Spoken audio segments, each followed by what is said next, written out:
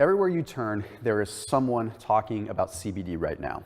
The hard part is when you're looking at the effects of CBD on the body, there's only so much that can really be talked about. You see, there's a lot of censorship because it's so close to cannabis, it's very difficult to talk about CBD. So what I wanted to do in this video is I wanted to break down the science of how it truly works in your body. I want to do this because I feel like there's a lot of misinformation out there. And I also feel like we need to understand that endocannabinoid receptors in our body are a natural thing, and endocannabinoids are a natural thing that are existing in our body. So in this video, what you're going to see is ultimately an overview of what happens inside the body with endocannabinoids, with different adenosine receptors, with different serotonin receptors, glutamate, dopamine, all the things that actually make your body go round when it comes down to endocannabinoids. So first off, what we have to talk about is what exactly is CBD? All right, CBD is the non-psychoactive component of cannabis. Okay, so CBD oil is usually extracted, and it's the component that doesn't have an effect like THC. So it works on different receptors within the body. Most of us know this by now because we see influencers all over the place talking about CBD, and they're all acting like crazy experts. The thing is it goes a lot deeper than the fact that it's just not THC. Okay, there's a lot that goes on in the body. So how exactly do these endocannabinoid receptors work within the body? See, we have two different receptors. We have CBD1 and CBD2. And these are all throughout the body. They're not just in the brain. Okay, they're not just affecting the psychoactive portion of the body. Okay, they are affecting the brain, but also even more so throughout the course of the body in our inflammatory system, in our immune system, and everything that we need to know there. Okay, CBD1 is found mostly in the brain, however. So CBD1 is the one that affects your mood, it affects emotion, it affects a lot of things when it comes down to your appetite, even coordination, movement, and pain that relates to your brain and how you perceive it. Okay, then we have CBD2. CBD2 works on the body, works on inflammation, works on the immune system.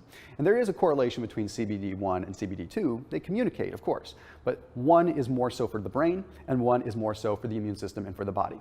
And what you're going to find is that THC activates both of these. But here's what's interesting. Do not believe all of the marketing that says that CBD oil only affects CBD2 receptors. That is not true. That's not how it works, okay? CBD2 receptors have to do with the immune system and inflammation, like I said. But CBD oil does not directly affect CBD1 nor CBD2 receptors. It doesn't affect them at all.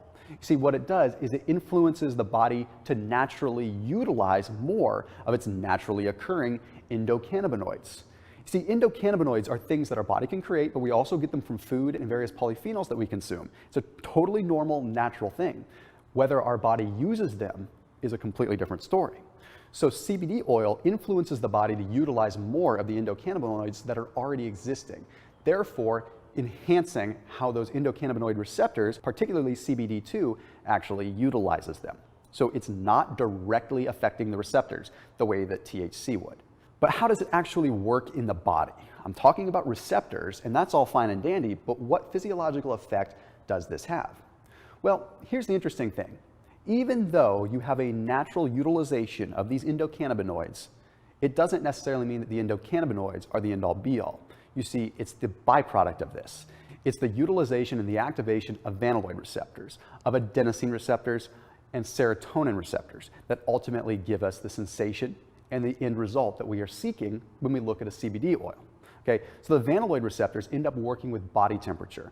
They end up working with helping you regulate that system within the body, also helping you regulate inflammation through different ways. If we have a higher core body temperature, it's going to affect our inflammation. If we have a lower core body temperature, it's going to affect our inflammatory levels within the body. So these vanilloid receptors play a key role, and they are directly correlated with the endocannabinoid receptors. But here's the really interesting one, adenosine. How many of you have ever had a cup of coffee? Or how many of you have ever had caffeine at some point in your life? Chances are you have. So you know that excited, excitatory feeling that you get. Well, what happens with adenosine is you end up blocking adenosine with caffeine. Caffeine blocks the adenosine receptor, which therefore means that you get more excited because adenosine would normally make you relaxed. So if you have a lot of adenosine in the body, you're relaxed, you might even be sleepy. But caffeine blocks that receptor, which therefore makes you more energized. Well, CBD affects the adenosine receptor by increasing the activity of it. So you might be wondering, well, does that mean it's going to do the opposite of caffeine? Well, kind of. It's going to do the opposite of the bad effect of caffeine in some ways.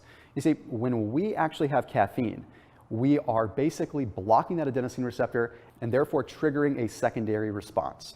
We're triggering a secondary response of excitatory catecholamines. What that means is adrenaline, noradrenaline, epinephrine, all of the catecholamines that cause us to have this heightened sense of awareness and alertness.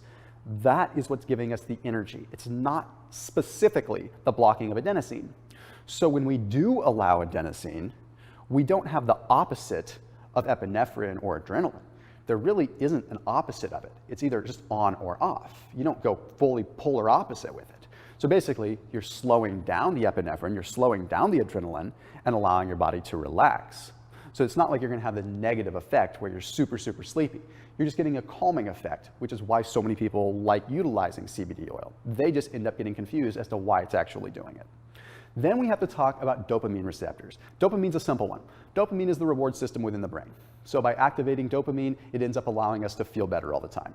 But it allows us to naturally utilize dopamine. We're not taking exogenous dopamine. We're not taking drugs. We're not taking recreational drugs, things that are actually causing us to have more dopamine. We're naturally increasing the body's utilization of existing dopamine by enhancing the receptor sensitivity. Okay, and in that same vein, we also talk about glutamate. You see, glutamate is something that is excitatory. Glutamate actually triggers energy, but too much of it is a bad thing. Too much glutamate can lead to a seizure, can lead to all kinds of bad things. Glutamate is not what we want a lot of. However, the right amount of it can trigger energy in the right places. So when you think about the calming effect of adenosine, making you calm, and then you combine it with a specific energy effect of glutamate, you actually have a really unique thing. You're calm, but that glutamate is activating, energizing specific parts of the brain that are correlated with memory and retention. So thereby, you can have the right energy in the brain, stimulating creative process, all while feeling calm. So feeling calm, relaxed, anti-inflamed, yet still awake in terms of your brain.